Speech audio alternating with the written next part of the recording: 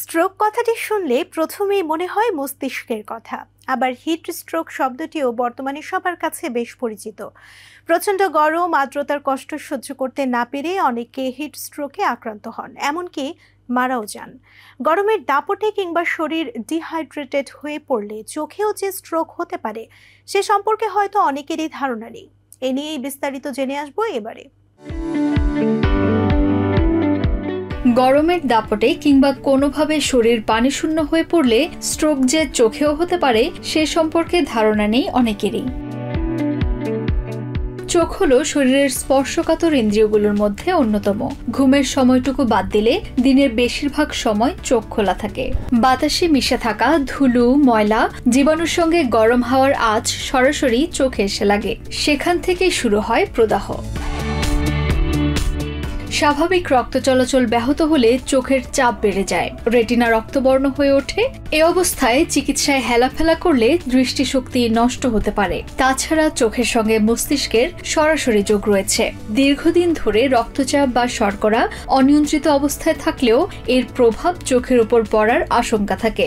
সে কারণেও চোখে স্ট্রোক হয়। চোখ লাল হয়ে ফুলে অনবরত পানি পড়তে পারে, রেটিনার উপর রক্তজালিকা ভেসে উঠতে পারে, কিছু কিছু ক্ষেত্রে রক্ত জমাট বাঁধতেও দেখা যায়। চোখে রক্ত সরবরাহ ব্যাহত হয়, ফলে অক্সিজেনের অভাব দেখা দেয়। আর একটু ভালোভাবে চোখের স্ট্রোক কি তা বোঝার উপায় আছে।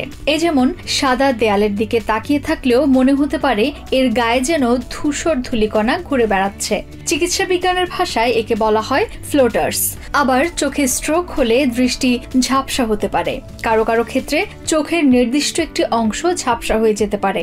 আর পরিস্থিতি জটিল হলে দৃষ্টিশক্তি হারানোর আশঙ্কাও থাকে। স্বাভাবিক মানুষের ক্ষেত্রে ভিজুয়াল ফিল্ড বা দৃষ্টিক্ষেত্র পরিবর্তিত হয়ে যেতে পারে। দেখা যায় একই চোখ দিয়ে রোগী ডান দিকে দেখতে পাচ্ছেন কিন্তু বাঁ দিকে দেখতে পাচ্ছেন না, অথবা বাঁ দিকে দেখতে পাচ্ছেন কিন্তু ডান দিকে দেখতে পাচ্ছেন না। চোখের স্বাভাবিক নড়াচড়া ব্যাহত হতে পারে। চোখের মুভমেন্ট বা নড়াচড়া হতে পারে অস্থির। এরকম অস্থির নড়াচড়া হতে পারে পাশাপাশি কিংবা উপরে নিচে।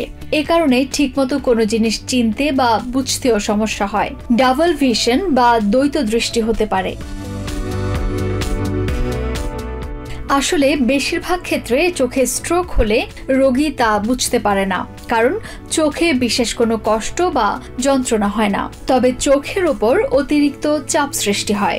একটু সচেতন থাকলে সেই অস্বস্তি টের পাওয়া যায়। অনেক সময় রক্তনালী ছিঁড়ে গিয়ে রেটিনার উপর তা ছড়িয়ে পড়ে, আর তাই চোখ রক্তবর্ণ হয়ে যায়। চোখের স্ট্রোক এড়ানোর অন্যতম উপায় হল প্রাণায়াম। প্রাণায়াম মূলত শ্বাস প্রশ্বাসের নিয়ন্ত্রণ। এছাড়া চোখ ভালো রাখতে বিভিন্ন ধরনের বাদাম এবং সিড খাওয়া প্রয়োজন।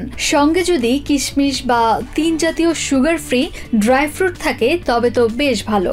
এছাড়াও প্রতিদিনের খাবারে বিটা ক্যারোটিন যুক্ত খাবার যেমন গাজর, পালং শাক, ব্রোকলি, মিষ্টি আলু, স্ট্রবেরিও রাখা যেতে পারে। চোখে সরাসরি রোদ লাগলেও চোখের ক্ষতি হতে পারে, তাই রোদ থেকে চোখ বাঁচিয়ে রাখতে সানগ্লাস ব্যবহার করতে হবে। চোখকে পর্যাপ্ত বিশ্রাম দিতে হবে। প্রয়োজনে চোখের হালকা কিছু ব্যায়ামও করা যেতে পারে।